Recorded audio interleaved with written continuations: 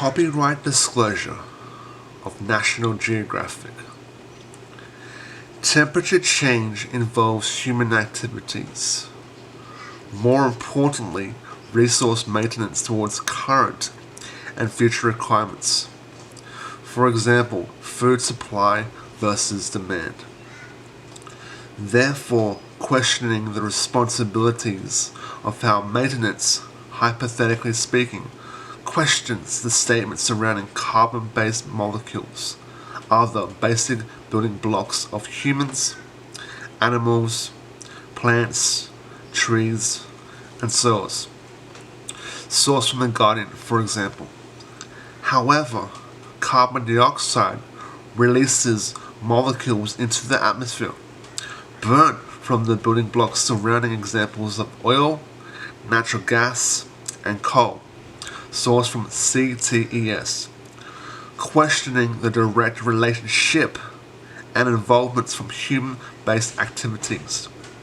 Defining principles of supply versus demand, where future livability requirements fluctuate throughout independence and group responsibilities of businesses, governments, and personal usage, for example. Thus, the Paris Climate Change Agreement formed on December 2015 to tackle issues on the burning of fossil fuels for future sustainability of clean energy.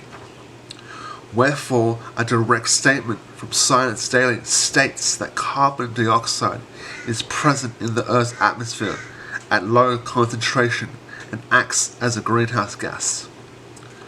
Greenhouse gases include water vapor, carbon dioxide, methane, nitrous oxide, ozone, and some artificial chemicals such as CFCs, sourced from the Environment Government of Australia.